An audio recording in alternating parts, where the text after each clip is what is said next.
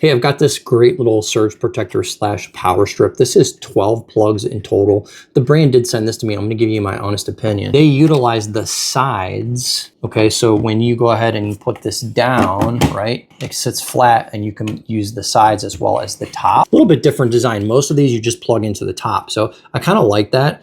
On the end here, look, you've got 4 USB-A, 2 USB-C spots. This is going to be perfect for like putting under the desk in the office where you've got computers and all kinds of other devices, or in a bedroom. This is going to make a great charging station if you want to leave it out on the counter. You can also, in the back, look, you can hang this and mount it up onto the wall, get it off the floor if that's something you want to do. On the end here is your off on, okay? When you turn that off, it doesn't actually turn the plugs off. It's just turning the USB spots off. Most of these come standard in the black color. This is the white color, if that's more your vibe. Do you see how well spaced out these plugs are? A lot of times these plugs are close together to get them all on the top. And because you have these wider charging cubes, sometimes they don't want to fit. Because they spaced these out, look at this is a pretty wide cube.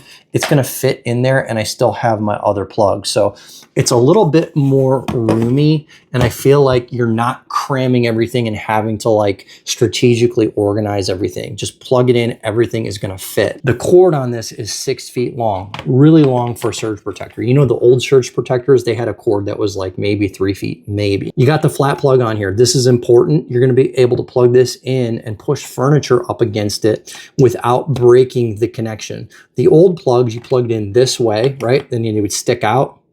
They would stick out from the wall and then you would push furniture up and it would bend this and it would break this connection. Now, plug it in flat, no problem. Push everything right up against the wall. You're not going to affect the plug. So if you're looking for a great little surge protector with a really good capacity for a lot of plugs, check this one out. That's my quick review. Thanks for watching.